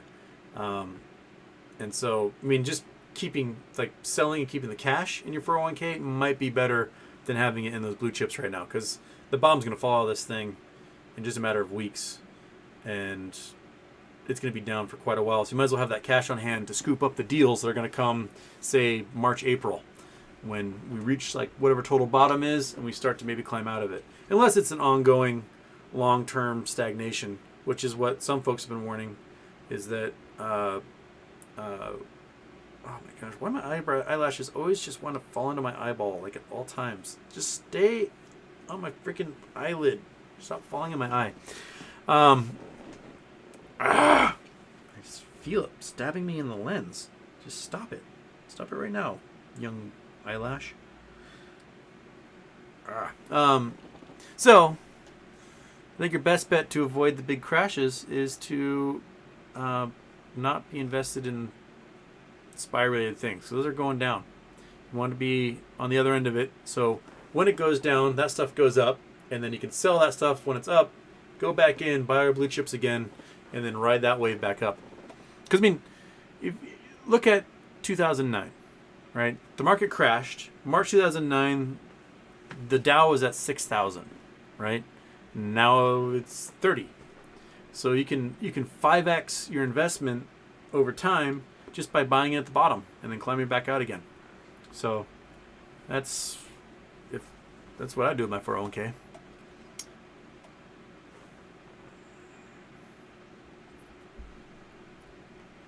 Batbones, my GME calls be printing right now. T+2 for quad witching starts tomorrow. Okay.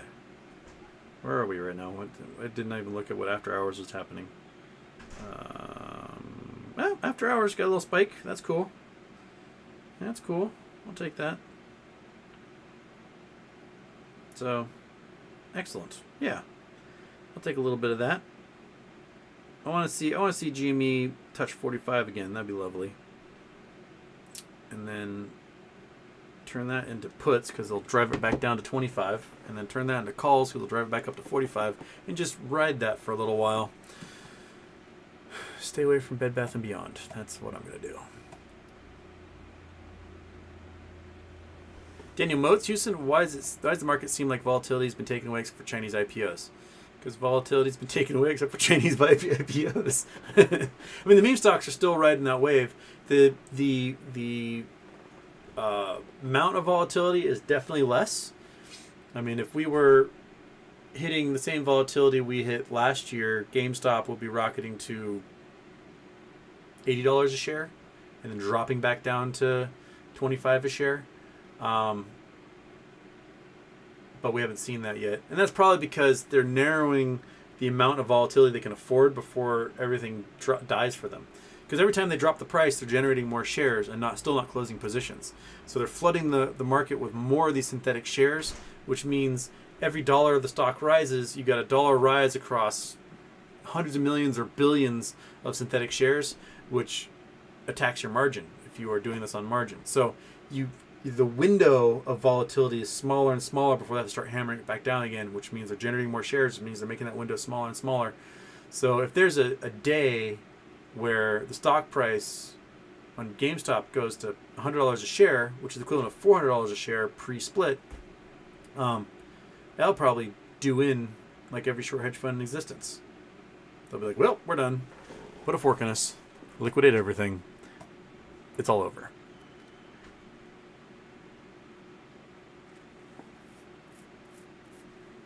Hot girls and boys should rent this. Hot boys and girls can rent this space if they want to, but I will charge them $500.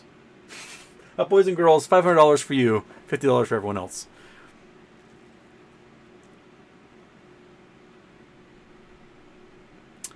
Stone get money, bro. Is it true that Russia's only 2 miles away from Alaska?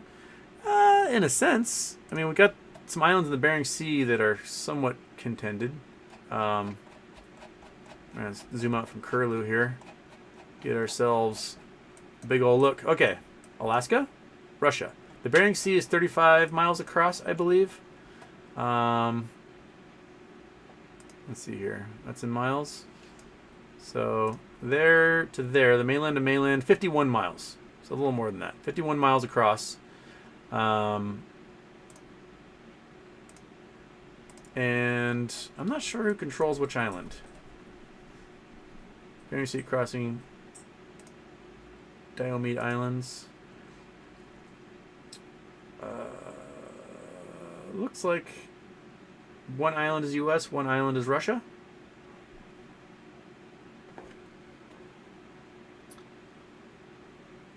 So in 2007, oh, this is crazy. All right, where'd it go?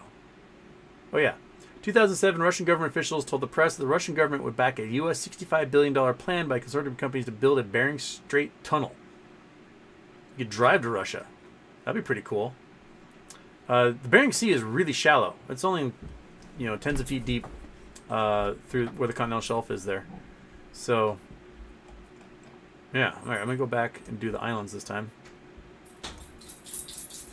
Diomede Islands. U.S. island Little Diomede in its native language, Ingaluk, also known as Kruscistern Island. And then the Russian island, Big Diomede, also known as Imluk. So they're separated by how much? So this is U.S., this little guy. This is Russia, this big guy. And they are separated by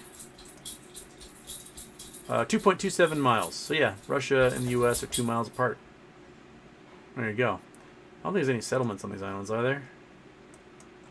They look pretty shitty to try and get on. Oh, no, we got a little settlement here. Alright, there's some Diomede, Alaska. We got some folks gathered in here. There's a helipad. You might be able to kayak into that tiny little breakwater right there. 146 people live there. There it is. 146 people live right there. That looks rough. Though you can kayak in, pull up on the beach in one of these spots. Big dog, what are you doing? What are you doing, you freak of nature? Anyone live on the Russian one? Let's look 2 miles away. Is there anybody here? Any Ruskies here? I see nothing there. I see nothing there. I see nothing there. I see nothing there. I see nothing there. Oh, here we go. There's a little settlement. Looks much smaller. Anyone? Any others?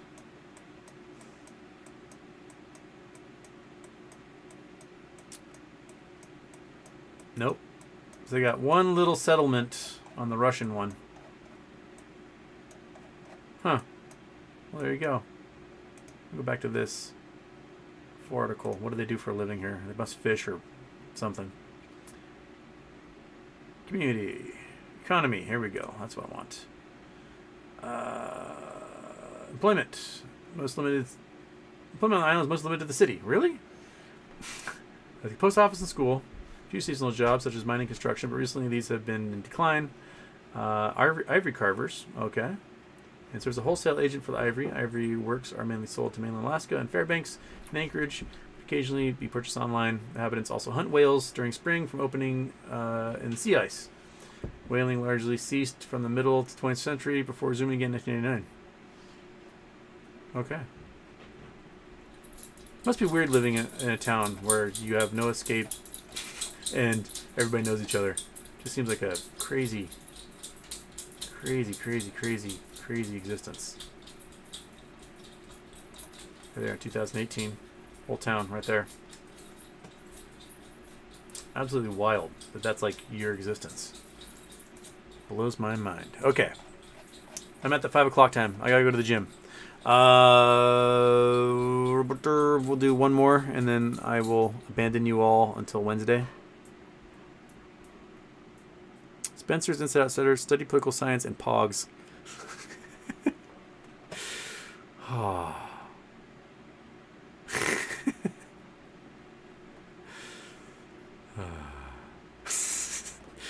Oh, you guys crack me up. These are so weird. Okay.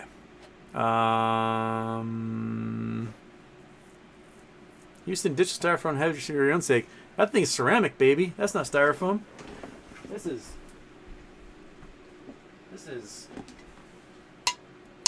That is ceramic. That is porcelain, baby, or something. Yeah. Got ourselves We can turn it. It's no longer got the teary eye. It's going to have no teary eye anymore. There you go. It's not crying anymore.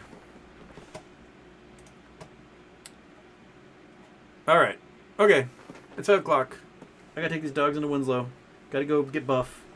And I'll see you guys Wednesday, if not before. I keep promising to do a Twitch stream, and then my roommate has never seen the Mission Impossible movies. I've been watching Mission Impossible movies at night with him and not doing a Twitch stream like I should be doing.